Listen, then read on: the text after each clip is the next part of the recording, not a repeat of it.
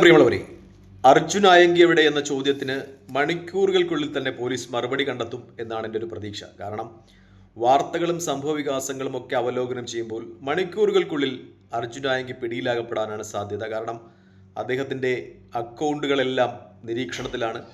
അദ്ദേഹത്തിന് എവിടെ നിന്നും തൻ്റെ അക്കൗണ്ടിൽ നിന്ന് പൈസ കൈമാറുവാൻ പറ്റാത്ത ഒരവസ്ഥയാണ്. മാത്രമല്ല, കഴിഞ്ഞ ദിവസങ്ങളിൽ അദ്ദേഹം ഈ കേസ് നടത്തുന്നതിന് വേണ്ടി പൈസ അഭ്യർത്ഥിച്ചുകൊണ്ട് QR കോഡുകളൊക്കെ തൻ്റെ സോഷ്യൽ മീഡിയ വഴി ഷെയർ ചെയ്തിരുന്നു എന്ന വാർത്തയുണ്ടായിരുന്നു. പക്ഷേ അങ്ങനെയും ആരും പേടിച്ച് QR കോഡുകൾ വഴി പൈസയൊന്നും സെൻഡ് ചെയ്തിട്ടില്ല എന്ന വാർത്തയും വരുന്നുണ്ട്. അതായത് അദ്ദേഹത്തിന് തൻ്റെ അക്കൗണ്ടുകളൊക്കെയും നിരീക്ഷണത്തിലായതുകൊണ്ടും QR കോഡ് വഴിയൊന്നും പൈസ ലഭിക്കാൻ സാധ്യതയില്ലാത്തതുകൊണ്ടും സാമ്പത്തിക ഞെരുക്കമുണ്ടാകും. തൻ്റെ ചിലവുകളൊന്നും നടത്തുവാൻ പറ്റാത്ത അവസ്ഥയുണ്ടാകും. ഒരുപക്ഷെ അദ്ദേഹം പോലീസിന് കീഴടങ്ങിയേക്കും എന്ന നിഗമനം വരുന്നുണ്ട്. മാത്രമല്ല, ചില മാധ്യമങ്ങളൊക്കെ വിശകലനം ചെയ്യുമ്പോൾ പോലീസ് ഏകദേശം അദ്ദേഹത്തിൻ്റെ അടുത്തെത്തി എന്ന രീതിയിലുള്ള വാർത്തകളാണ് പുറത്തു വരുന്നത്. അദ്ദേഹവുമായി കഴിഞ്ഞ മിനിറ്റുകളിൽ സമ്പർക്കം പുലർത്തിയ ആളുകളെയൊക്കെയും പോലീസ് പിടിക്കുന്നുണ്ട്, അവരെ ചോദ്യം ചെയ്യുന്നുണ്ട്. എന്തായാലും അർജുൻ ആയങ്കിയിലേക്കുള്ള ദൂരം കേരള പോലീസിന് കുറഞ്ഞു വരുന്നു എന്ന് തന്നെ രാഷ്ട്രീയ നിഗമനങ്ങൾ പുറത്തു വരികയാണ്. എന്തായാലും സിസ്റ്റം നിയന്ത്രിക്കുവാൻ അറിയുന്നവൻ വരുമ്പോൾ സംസ്ഥാനത്ത് ക്രമസമാധാനം ഉണ്ടാകുന്നു എന്ന് തന്നെയാണ് മാധ്യമ റിപ്പോർട്ടുകളൊക്കെ പുറത്തു വരുന്നത്. ഇന്നും പോലീസിൻ്റെ ഓപ്പറേഷൻ ഗ്രിപ്പ് എന്ന പേരിൽ പുതിയ ഒരു പദ്ധതി പ്രഖ്യാപിച്ചിട്ടുണ്ട്. അതായത് സോഷ്യൽ മീഡിയയിലേക്ക് ഈ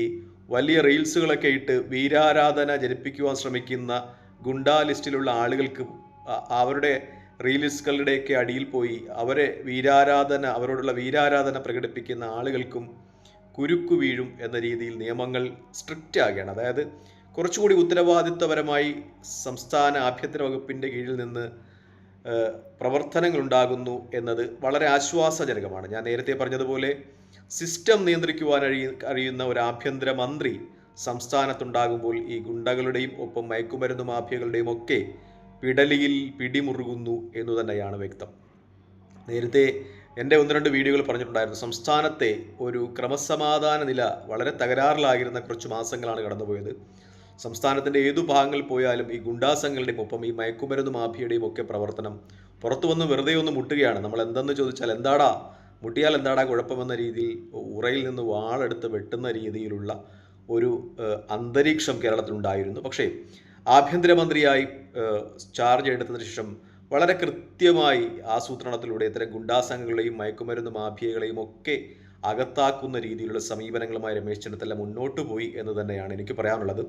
പ്രത്യേകിച്ചും ഈ അർജുൻ ആയങ്കിയുടെ കാര്യം എടുക്കുകയാണെങ്കിൽ അദ്ദേഹത്തിൻ്റെ ഈ പോക്ക് നമ്മളൊന്ന് അവലോകനം ചെയ്യുകയാണെങ്കിൽ അദ്ദേഹത്തിന് എവിടെ നിന്നെങ്കിലും ഒക്കെ ഈ പോലീസിൻ്റെ ഒരു നിഗമനം, പോലീസിൻ്റെ ഒരു പോക്ക് റിപ്പോർട്ട് ചെയ്യപ്പെടുന്നുണ്ടോ, അദ്ദേഹത്തിന് മുൻകൂട്ടി ലഭിക്കുന്നുണ്ടോ എന്ന് നമുക്ക് സംശയിക്കേണ്ടിയിരിക്കുന്നു. മറ്റൊന്നുകൂടിയുണ്ട്, ഈ ഇന്നലെ ചില മാധ്യമ റിപ്പോർട്ടുകൾ അനുസരിച്ച് അദ്ദേഹത്തെ ആവശ്യമെങ്കിൽ വെടിവെക്കുവാൻ നിർദ്ദേശിച്ചു എന്ന രീതിയിൽ ഒരു മാധ്യമം റിപ്പോർട്ട് ചെയ്തിട്ടുണ്ടായിരുന്നു. പക്ഷേ അങ്ങനെ ഒരു റിപ്പോർട്ടും ഉണ്ടായിട്ടില്ല. സംസ്ഥാന ആഭ്യന്തര വകുപ്പിൻ്റെ ഭാഗത്തു നിന്ന് അങ്ങനെ ഒരു നിർദ്ദേശം പോലീസിന് ലഭിച്ചിട്ടില്ല ഈ അർജുൻ ആയങ്കിയെ വെടിവെക്കുവാൻ എന്നാണ് ഇപ്പോൾ മാധ്യമ റിപ്പോർട്ടുകളൊക്കെ കാണുന്നത്. ഈ വെടിവെക്കുവാൻ അർജുൻ ആയങ്കിയെ കണ്ടാലുടനെ വെടിവെക്കുവാൻ നിർദ്ദേശം നൽകി എന്ന ഒരു പോലീസ് പ്രഖ്യാപനം ഉണ്ടായി എന്ന ഒരു വാർത്ത അർജുൻ ആയങ്കിക്ക് കുറച്ചുകൂടി ഒരു ഹീറോ ഇമേജ് ഉണ്ടാക്കുന്നതിന് കാരണമായിട്ടുണ്ട് സോഷ്യൽ മീഡിയയിലൊക്കെ.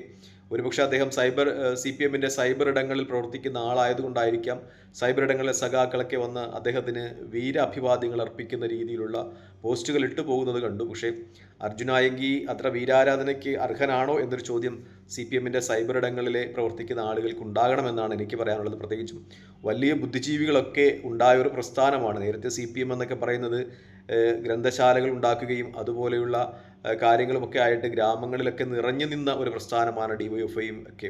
അവരിപ്പോൾ ഇത്തരം ആളുകളുടെ പിന്നാലെ പോകുന്നത് ആ പാർട്ടിയുടെ നിലനിൽപ്പിന് എത്രത്തോളം അഭികാമ്യമാണ് എന്ന ഒരു ചോദ്യം എനിക്കുണ്ട്. എന്തായാലും ആ പാർട്ടിയുമായിട്ട് ബന്ധപ്പെട്ട് പ്രവർത്തിക്കുന്ന ആളുകളൊക്കെ അതുമായി ബന്ധപ്പെട്ട് ചർച്ചകൾ നടത്തേണ്ടതുണ്ട് എന്ന് തന്നെയാണ് എൻ്റെ അഭിപ്രായം. പ്രത്യേകിച്ചും ഇപ്പോൾ ചില നിഗമനങ്ങൾ വരുന്നത് CPM-ൻ്റെ ഒരു ഗ്രൂപ്പ് രാഷ്ട്രീയത്തിൻ്റെ ഭാഗമായി അദ്ദേഹം വേട്ടയാടപ്പെടുന്നു, അർജുൻ ആയങ്കി വേട്ടയാടപ്പെടുന്നു എന്നാണ്. ഇന്ന് പിണറായി വിജയൻ്റെ പ്രസ്താവന വരുന്നത് അർജുൻ ആയങ്കി ആരാണ്, അയാളെ പിടിക്കുവാൻ പോലീസ് തീരുമാനിച്ചിട്ടുണ്ടെങ്കിൽ പിടിക്കട്ടെ, എനിക്കെന്താണ്, പാർട്ടിക്ക് എന്താണ് എന്ന രീതിയിൽ ചോദ്യമുണ്ടാകുന്നു. പക്ഷേ പി ജയരാജൻ ആർമിയുടെ ഭാഗമാണ്. പി ജയരാജൻ ആർമിയുടെ സൈബർ ഇടങ്ങളിലെ അഡ്മിന്മാരിൽ ഒരാളാണ് അർജുൻ ആയങ്കിയും ആകാശ് തില്ലങ്കരിയും മുഹമ്മദ് റഫീഖും ഒക്കെ, അതായത് ഈ TP വധക്കേസുമായി ബന്ധപ്പെട്ട, ഷുഹൈബ് വധക്കേസുമായി ബന്ധപ്പെട്ട പ്രതികളൊക്കെയും എന്ന ചില മാധ്യമ റിപ്പോർട്ടുകൾ കൂടിയുണ്ട്. അപ്പോഴാണ് നമുക്ക് ആ ക്രിമിനൽ ബന്ധവും പാർട്ടിയുമായിട്ട് ബന്ധപ്പെട്ട പശ്ചാത്തലവും ഒക്കെ ഓർമ്മ വരുന്നത് എന്നതുകൂടിയുണ്ട്. പ്രത്യേകിച്ചും ചില നിഗമനങ്ങൾ വരുന്നത് ഒരു പക്ഷേ അർജുൻ ആയങ്കി ഒരു പക്ഷേ പാർട്ടി ഗ്രാമങ്ങളിൽ പാർട്ടി പ്രവർത്തകരുടെയൊക്കെ സംരക്ഷണയിലായിരിക്കാമെന്നാണ് ചില വാർത്താമാധ്യമ റിപ്പോർട്ടുകൾ അനുസരിച്ച്. അദ്ദേഹം കോഴിക്കോട് എത്തിയിട്ടുണ്ട്. കോഴിക്കോട് പാർട്ടി ഗ്രാമങ്ങളുള്ള ജില്ലയാണ്. അത് കഴിഞ്ഞ് കണ്ണൂരിലേക്ക് എത്തപ്പെടാം. എങ്ങനെയുള്ള സാഹചര്യങ്ങൾ കൂടി നിലനിൽക്കുന്നു എന്നതും ഒരു പ്രത്യേകതയാണ്. ഇനി മറ്റൊന്ന്, ചിലയിടങ്ങളിൽ നിന്ന് വരുന്ന ഒരു വിമർശനം എന്ന് പറയുന്നത് TG മോഹൻദാസിൻ്റെ പ്രസ്താവന കഴിഞ്ഞ ദിവസങ്ങളിലുണ്ടായിരുന്നു. അതായത് ഈ ജന്തർ മന്ദറിലെ വിദ്യാർത്ഥി സമരവുമായി ബന്ധപ്പെട്ട് അദ്ദേഹം ബലാത്സംഗത്തെയും വിദ്യാർത്ഥികൾക്ക് എതിരെ വെടിവെക്കണമെന്നൊക്കെയുള്ള ചില പ്രകോപനപരമായ പ്രസ്താവനകൾ നടത്തിയിരുന്നു. അയാളെ അറസ്റ്റ് ചെയ്തില്ല. ഇപ്പോൾ ഈ അർജുൻ ആയങ്കിക്കെതിരെ പോലീസ് വ്യാപകമായ സെർച്ച് നടത്തുന്നു, വെടിവെക്കണം എന്ന് ഉത്തരവിടുന്നു. സത്യത്തിൽ വെടിവെക്കണം എന്നൊരു ഉത്തരവ് ഉണ്ടായിട്ടില്ല എന്നാണ് ഇന്ന് പോലീസിൻ്റെ ഭാഗത്തു നിന്നൊക്കെയുള്ള ഒരു വിശദീകരണം വരുന്നത്.